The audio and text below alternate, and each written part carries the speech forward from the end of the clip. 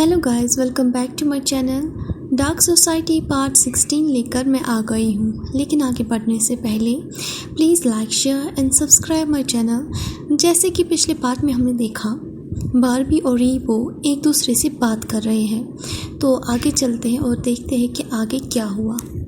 Barbie ज़ैन से कहता है, क्या तुम इतने सालों की जो यादें हैं उसे ऐसे ही मिटा दोगे, वो भी ऐसे शख्स के लिए जो तुमसे प्यार नहीं बल्कि नफ़रत करता है। ये कहने के बाद बारबी ज़ोर ज़ोर से हंसता है। हंसते हुए बारबी ईबो के क्लोज आता है और फिर ईबो के कंधे पे हाथ रखकर अपने आप को लटका देता है। फिर वो ईबो से दोबारा कहता है, मुझे ऐसा लग रहा है कि अब तुम्हें वफादार प्यार का गेम खेलना है। बारबी की बात सुनने के बाद ईबो बारबी से कहता है, यहाँ से चली जाओ। ये कहते हुए ईबो बारबी को थोड़ा अपने आप से दूर करता है। ये देखने के बाद बारबी ईबो से कहता है, तुम्हें देखकर साफ तौर पे महसूस हो रहा है कि तुम पुरानी को छोड़कर अब नए खिलौने के साथ खेलना चाह रहे हो। ये कहते हुए बारबी वहाँ से चला जाता है। ईबो की पीठ उस वक्त बारबी की तरफ थी। फिर ईबो बारबी के कदमों की आवाज़ सुनता है। तभी बारबी रुककर दोबारा ईबो से कहता है, तुम्हें क्या लगता है कि तुम हमेशा खुश रहोगे? जिन रिश्तों की शुरुआत ऐसे होती है वो रिश्ते ज़्यादा देर तक नहीं टिकते हैं। तुम दोनों एक दूसरे को आप तबाह करने वाले हो और मैं तुम दोनों की तबाही देखूंगा, जिसमें मुझे काफ़ी ज़्यादा मज़ा आएगा।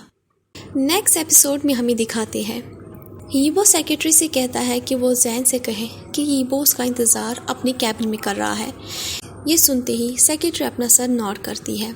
उसके कुछ मिनट्स के बाद ज़ैन ईबो के दरवाजे के पास पहुंच जाता है। ज़ैन दरवाज़ा जैसे ही खटखटाता है, उसके कुछ मिनट्स के बाद ही ज़ैन को इजाज़त मिलती है कि वो ईबो के रूम के अंदर एंटर करे। जैसे ही ज़ैन ईबो के रूम के अंदर एंटर करता है, ज़ैन के चेहरे का जो एक्सप्रेशन था वो काफ़ी ज़्यादा एनोइंग था। फिर वो ईबो से कहता है, क्या तुम अपना काम जल्दी नहीं कर सकते हो? तो फिर ईबो उसे कहता है, ये रोज़ के काम जैसा काम नहीं है। मेरी डैड की कंपनी में जो कुछ भी होता है वो सब भी इलीगल होता है, इसलिए हर एक चीज़ को छुपाना पड़ता है। तो प्लीज़ अपना चेहरा ऐसा मत बनाओ। एनीवे, मेरा मूड आज काफ़ी ज़्यादा ऑफ है। तो ज़ैन कहता है, तो अब मैं क्या करूं? फिर ईबो अपनी सीट से उठता है और फिर ज़ैन के करीब चला जाता है। फिर वो ज़ैन से कहता है, क्या तुम्हें राइडिंग करनी आती है? ये बात सुनने के बाद ज़ैन उसे कहता है, क्या? ज़ैन जब भी कह रहा होता है तब ज़ैन की आंखें बड़ी हो जाती हैं। ज़ैन की बड़ी आंखें देखकर ईबो अपने आप को रोक नहीं पाता और फिर ज़ोर से हंसना शुरू करता है। फिर ज़ैन उसे कहता है, तुम क्या कह रहे हो, मुझे समझ में नहीं आ रहा। तो ईबो उसे कहता है, जब तुम राइडिंग करोगे तुम काफ़ी ज़्यादा अमेजिंग दिखोगे, मैं नोटिस कर सकता हूँ। ये बात सुनने के बाद ज़ैन उसे ऑलमोस्ट पंच करने ही वाला था, लेकिन जो ईबो है वो मुँह बैक हो जाता है। तभी ईबो उसे कहता है, अरे मैं घोड़े के बारे में बात कर रहा हूँ, तुम क्या सोच रहे थे? ईबो की बात सुनकर ज़ैन से कहता है, मुझे कभी मौका नहीं मिला है, लेकिन पता नहीं। तो ईबो से कहता है, ठीक है तो चलो मेरे साथ मेरे फार्म पे, मैं तुम्हें सिखाता हूँ। ये सुनकर ज़ैन थोड़ा सा हेजिटेट होता है, लेकिन उसके बाद वो अपने शोल्डर्स को शेक करता है और फिर चुपचाप ईबो को फॉलो करता है। फॉलो करते हुए ईबो डाउट टोन में ज़ैन से कहता है, क्या तुम्हें जानवर पसंद है? तो ज़ैन उसे जवाब में कहता है, हाँ, मैंने बहुत बार जानवरों से इंटरेक्शन की है। जानवरों से इंटरेक्शन करने के बाद काफ़ी नाइस फील होता है और काफ़ी काम भी फील होता है। वो सच में प्यारे होते हैं, उन पे ट्रस्ट भी किया जाता है, इंसानों से भी कहीं ज़्यादा। ज़ैन की बात सुनकर ईबो ज़ैन से कहता है, मैं काफ़ी ज़्यादा सरप्राइज़ हूँ। मैंने सुना है जो लोग जानवर से काफ़ी ज़्यादा प्यार करते हैं वो खुद भी काफ़ी ज़्यादा अच्छे होते हैं, लेकिन तुम्हारा एक्सप्रेशन देखकर मुझे ऐसा नहीं लगता। ईबो की बात सुनकर ज़ैन को काफ़ी ज़्यादा गुस्सा आ रहा था।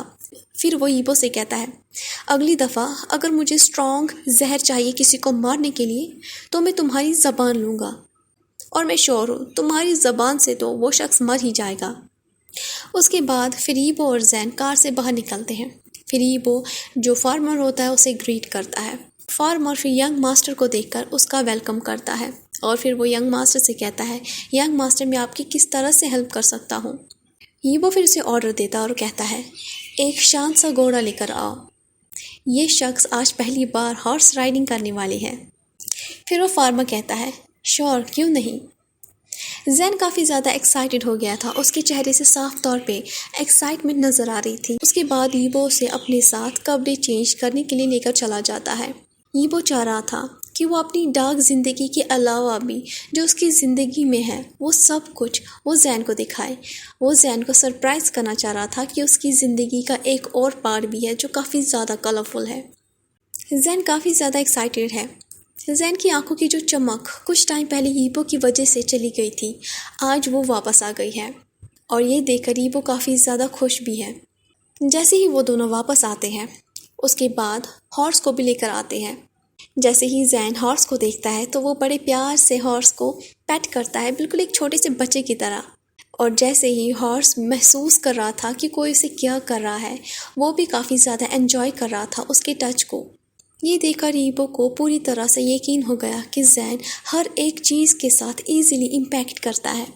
तभी ईबो जैन से कहता है, रुको, मैं तुम्हारी हेल्प करता हूँ। ईबो जैन की टांगों को पकड़ता है और उसे पुश करता है ताकि वो घोड़े के ऊपर बैठ जाए। जैसे ही जैन काम होकर घोड़े के ऊपर बैठ जाता है तो जैन धीरे धीरे हंसना शुरू करता है और हंसते हुए उसके जो शोल्डर्स थे वो भी श्रग हो रहे थे। लेकिन घोड़े के ऊपर बैठने के बाद भी जैन ने ईबो का जो शोल्डर था उसे पकड़ा हुआ था। फिर जैन ईबो से कहता है, मैं काफ़ी ऊंचाई पर हूँ, कहीं मैं गिर ना जाऊँ। ईबो जवाब में जैन से कहता है, पहली बार ऐसा ही महसूस होता है, लेकिन अब तुम अपनी पीठ को स्ट्रेट रखो और फिर इस रस्सी को टाइटली पकड़ के रखो। जैन चुपचाप ईबो की हर एक बात सुन रहा था और अपना सर हाँ में नॉड कर रहा था। फिर ईबो जैन को दोबारा इंस्ट्रक्शंस में कहता है, अपने पैर को हॉर्स के साथ थोड़ा सा हल्के ही टच करो ताकि ये जो हॉर्स है ये चले। जैन बिल्कुल ऐसा ही करता है और फिर हॉर्स चलना शुरू करता है, वो भी धीरे धीरे। ईबो अपना सर ऊपर करके जैन की तरफ ही देख रहा था। ये जैन का फर्स्ट टाइम था, इसलिए जैन काफ़ी ज़्यादा एक्साइटेड भी था और जैन के होठों पे काफ़ी क्यूट सी स्माइल आ रही थी। आज पहली बार जैन फ्री होकर स्माइल कर रहा था और काफ़ी ज़्यादा खुश भी था। जैन ईबो के बिल्कुल बगल में था और काफ़ी ज़्यादा खुश भी था। ये देखकर ईबो अनईजी महसूस करता है। ईबो फिर पूरी तरह से श्योर होता है कि जैन डरे ना, इसलिए ईबो फिर जैन को अकेला छोड़ता है ताकि वो इस राइड को अच्छे से एंजॉय करे। ये काफ़ी ज़्यादा सिंपल था, लेकिन इस छोटी सी सिंपल सी चीज़ ने जैन को काफ़ी ज़्यादा एंजॉय भी कराया। ये खुशी काफ़ी ज़्यादा सिंपल थी, इसलिए इसका कोई मीनिंग भी नहीं था। घोड़ी की हर एक स्टेप पर जैन क्यूट एक्सप्रेशन बनाकर हंस रहा था और फिर वो हंसते हुए ईबो की तरफ ही देख रहा था। ऐसा महसूस हो रहा था कि जैन चाह रहा था कि ईबो भी उसकी जो इमोशंस है उसे शेयर करे। कुछ देर तक ऐसा ही चलता रहा, और टाइम कब ख़त्म हो गया ईबो को पता ही नहीं चला। ईबो की जेब में जो मोबाइल था वो भी वाइब्रेट कर रहा था, लेकिन ईबो को उसका भी ध्यान नहीं रहा। कुछ देर के बाद जैसे ही ईबो अपने मोबाइल पर मैसेज देखता है तो उसके डैड का मैसेज आया हुआ था। उसके डैड ने अर्जेंटली ईबो को घर पे बुलाया था क्योंकि उससे इम्पॉर्टेंट बात करनी थी। ऑलमोस्ट ईबो के डैड हमेशा ईबो के साथ इम्पॉर्टेंट टॉपिक को लेकर ही बात करते हैं। तो जैसे ही ईबो मैसेज पढ़ता है फिर वो जैन के पास चला आता है। फिर वो जैन से कहता है, जैन अब हमें वापस जाना चाहिए। जैन ईबो की बात सुनकर में जवाब देता है। फिर जैन ईबो से दोबारा कहता है, क्या कुछ हो गया है? तो ईबो जवाब में उसे कहता है, मैं देख सकता हूँ कि तुम आजकल मेरे एक्सप्रेशंस भी पढ़ सकते हो। जैन फिर मम्बल होकर जवाब में उसे कहता है, नॉनसेंस। उसके बाद जो जैन है वो घोड़े से नीचे उतरने वाला था, लेकिन उससे पहले वो ईबो को थैंक्स करता है। ईबो अपना सर लो करता है और उसका वेलकम भी करता है। ईबो ने ऐसा कभी भी पहले नहीं किया था। ये करते हुए ईबो स्लाइडली स्माइल करता है और फिर गल्प करता है। फिर जैन ईबो से कहता है, तुम इतने सरप्राइज़ क्यों हो? मैंने सच में काफ़ी ज़्यादा अच्छा टाइम स्पेंड किया, मुझे काफ़ी अच्छा लगा। ये कहते हुए जैन घोड़े से उतरने ही वाला था, लेकिन इमीडिएटली ईबो जैन की जो कमर है उस पर हाथ रखता है। तो ये देखकर जैन उसे कहता है, अरे तुम्हें ये करने की ज़रूरत नहीं है, मैं खुद उतर सकता हूँ। तो ईबो उसकी बात को काटते हुए उसे कहता है, नहीं, मुझे करने दो। ये कहते हुए ईबो दूसरे हाथ से जो घोड़ा होता है उसकी हिप पर थोड़ा सा मूव करता है ताकि जो घोड़ा है वो थोड़ा मूव हो जाए और जैन को ऐसा लगे कि वो घोड़े से गिरने वाला है। बिल्कुल ऐसा ही होता है, जैसे ही घोड़ा थोड़ा बहुत मूव होता है तो जैन को ऐसा लगता है कि वो गिरने वाला है और जैसे ही जैन को ऐसा फील होता है तो ईबो उसे टाइटली होल्ड कर लेता है। और ईबो ने ये सब कुछ इसीलिए किया था ताकि जैन उसकी बाहों में आ जाए। जैसे ही जैन उसकी बाहों में आता है ईबो उसे टाइटली हग करता है। जैन जो होता है वो उस वक्त ईबो के गले में ही लटका हुआ था। तुम हर बार अपनी ट्रिक्स आजमाते हो ईबो, ये कहते हुए जैन अपने आप को ईबो की आर्म्स में मूव कर रहा था, लेकिन ईबो उसे जाने नहीं दे रहा था क्योंकि उसे जैन की जो वार्म है वो चाहिए थी।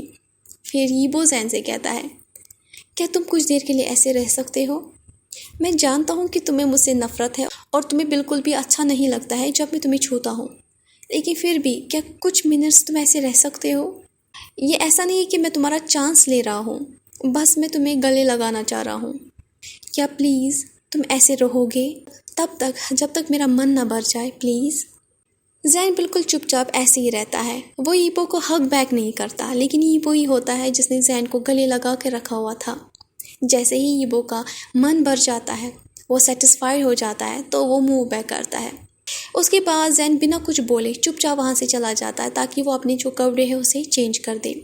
जैन जैसे ही वहाँ से चला जाता है फिर ईबो अपने आप के साथ सोचता है, मेरे बगल में रहना जैन के लिए पनिशमेंट है, काश ऐसी पनिशमेंट मुझे मिलती। अब हमें नेक्स्ट सीन दिखाया जाता है। ईबो के डैड ईबो से कहते हैं, तुम में इतनी हिम्मत कब से आ गई कि तुमने किसी को हमारे घर में रहने दिया, वो भी बिना मेरी परमिशन के? ईबो की डैड की जो आवाज़ थी वो इतनी काफ़ी थी कि किसी को डरा सके। तो जवाब में ईबो डैड से कहता है, आपकी बात सुनकर ऐसा लगता है कि आपके पास इतनी जल्दी ही कोई शख्स आ गया और आपको सारी इन्फॉर्मेशन दे दी। यहाँ पर ईबो बारबी के बारे में बात कर रहा है। तो ईबो के डैड ईबो से कहते हैं, ऐसा मत सोचो कि ये मेरे लिए कुछ नया है, तुम्हारी हर एक चीज़ की मुझे खबर होती है। इस दुनिया में हर इंसान को पैसे से प्यार होता है, ना कि तुमसे। कोई भी इंसान पैसे के लिए अपने आप को भी बेच सकता है। अगर तुमने किसी को अपनी ज़िंदगी से बाहर निकाला है तो भूलना मत, वो अपनी ज़बान बाहर किसी के सामने भी खोल सकता है, जिससे तुम्हारी ज़िंदगी पूरी तरह से तबाह हो सकती है। लेकिन चलो अब हम मेन मुद्दे पे बात करते हैं। तभी वो अपने डैड को रोकते हुए कहता है, मैंने ऐसा कुछ किया नहीं है, ऐसा कुछ हुआ नहीं है जिससे कोई भी प्रॉब्लम क्रिएट हो सकती है, जैसे कि आपने अभी थोड़ी देर पहले मुझसे कहा। ये शख्स मेरी ज़िंदगी में बस एक खिलौने की तरह है, जैसे कि पहले मेरी ज़िंदगी में लोग थे। ये बात सुनने के बाद ईबो के डैडी ईबो से कहते हैं, क्या तुम श्योर हो?